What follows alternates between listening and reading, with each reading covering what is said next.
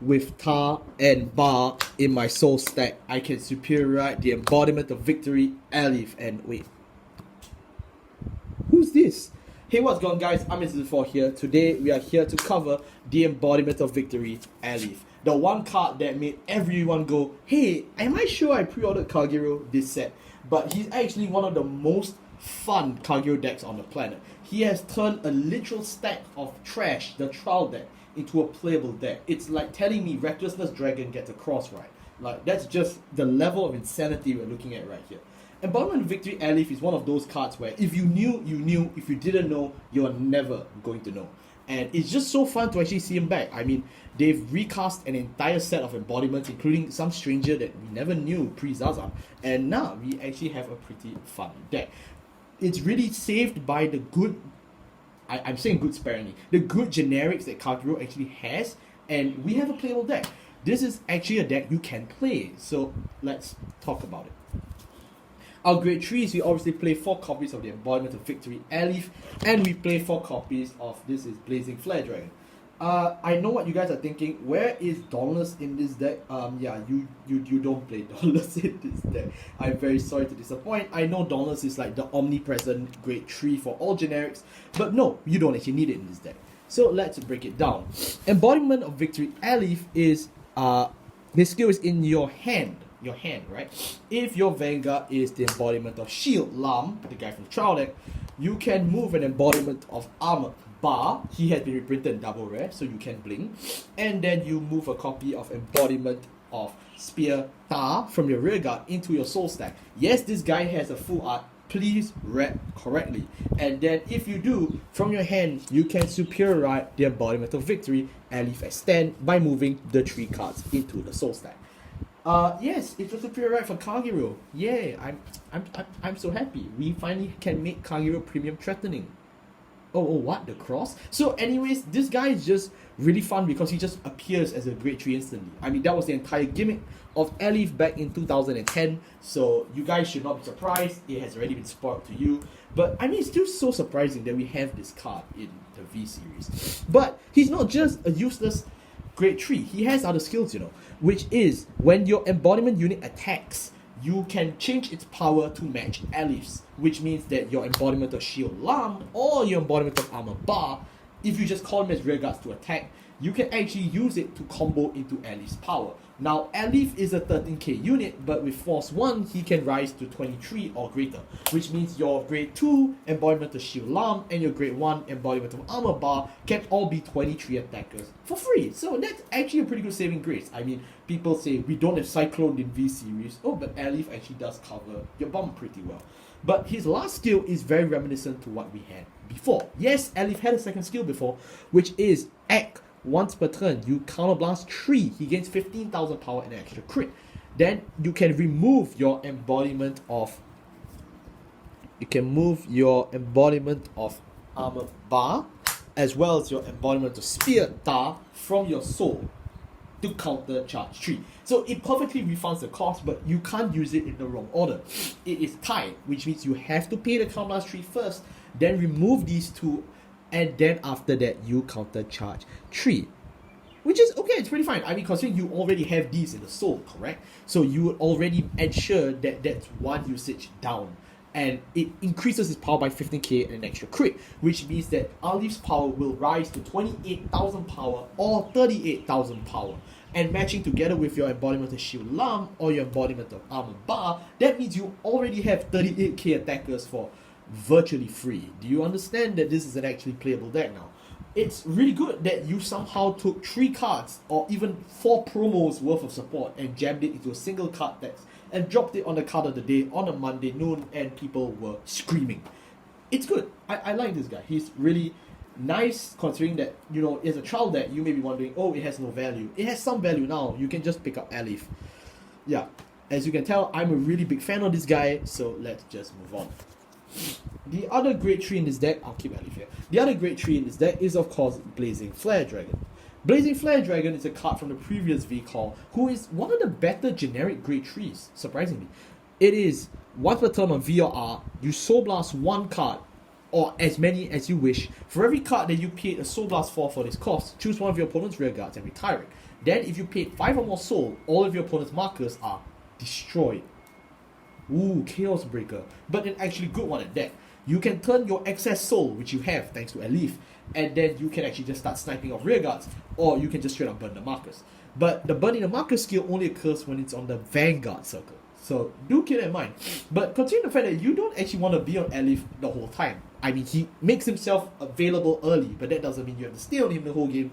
You can actually go interchangeably between the two, and it is pretty good. Albeit Aleph's superior right skill only really happens once per game, but it is still nice to know that with the accumulated soul, you can still move around and do things, and it is appreciated. But you may be wondering still, where am I going to get my soul from? When he attacks on VRR, you soul charge 1, and if you have more, if you have 3 or more rear guards than your opponent, he gains 10k power. So he's a 23k beater on VRR, which is okay, pretty good. And he soul charges 1. If you soul charge an Embodiment of Armor Bar or an Embodiment of Spear Ta, you are already funding Aleph's cost indirectly, which is, wow, it's just amazing. We might as well just play Cruel Dragon instead. But we don't, because we understand that memes have limits in life. So we are playing it to the virtually best way we can, turning a complete jank idea into something actually good. So yeah, this is probably going to be the priciest card of his deck, believe it or not. So if you can actually find him, the rest of the deck builds itself out of your trash. Our grade 2s, we play 4 copies of Bellicosity Dragon, 4 copies of Embodiment of Shield Lam, and 3 copies of Break Breath Dragon. I know what I said earlier when I said, we don't actually need numbers, but we do still have more numbers around when we play Bellicosity Dragon. Bellicosity Dragon is when your opponent's rear guard's retired, he gains an additional 5,000 power. That's nice considering we do have some snipes here and there, and we do have Blazing Flare Dragon. We've also played 3 copies of Break Breath Dragon, who we described in the Rebirth video, so I won't be going through that much here. We only play him at the 3-off because we don't really need him that much on the front row because, we have our embodiments. When, at the end of the turn, if you retire the rear guard this turn, you retire him and draw. Good cycle. And when rolled upon, you choose one of your opponent's rear guards and retire it. If not, you draw. So this is your alternate right target, and it's a good alternate right target. Why is this an alternate right target? This is the most riveting card of the deck. A 10k card with 10k shield and no skill. This is Embodiment of Shield Lam, and he's the main enabler for your Aleph, because there's no point if you have the Embodiment of Armor Bar and the Embodiment of Spear Ta, but you just don't have the right Vanguard. So this guy is a 4-off, this guy is virtually useless, but he does save the entire deck, or more rather, the entire deck is sculpted around him. So yeah, you do need to play him, I'm sorry.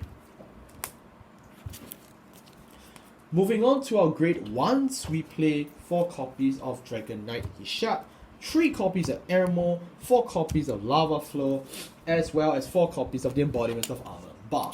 Now, I've said Bar's name in full about 5 times already, so you may be wondering, okay, what does he do? I'll explain to you.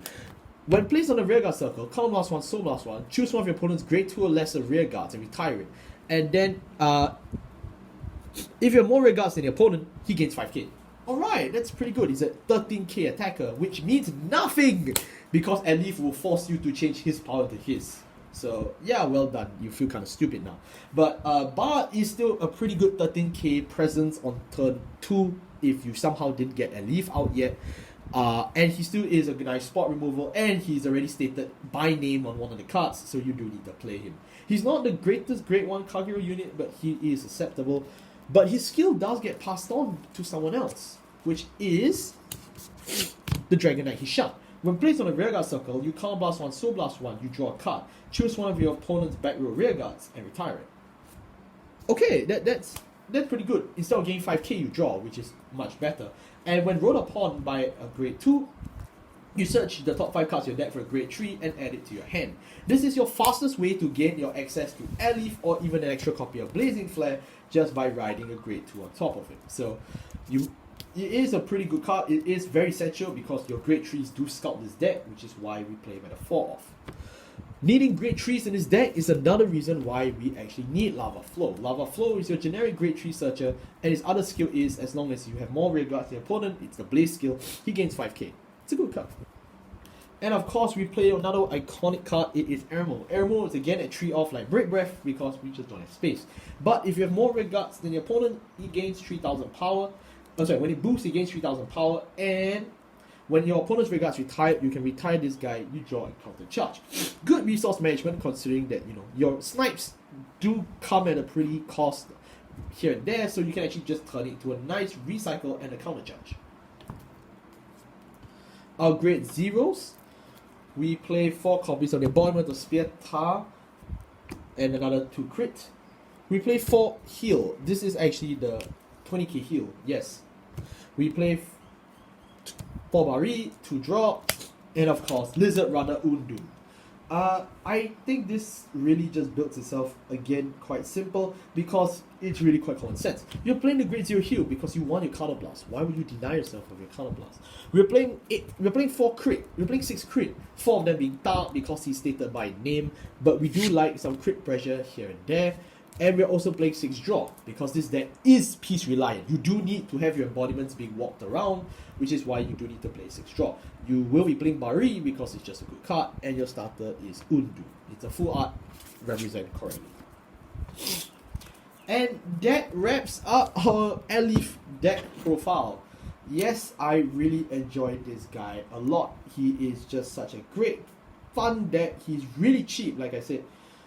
He really just brings it all together. It's amazing how you choose such an obscure boss and bring it back. It's like bringing back Demonic Dragon Berserker Yaksha or bringing back, I don't know, Dragon Monk Goku and turning it into a deck. Oh wait, Goku is a deck. Thank you all so much for watching. I'll see you all next time. Goodbye.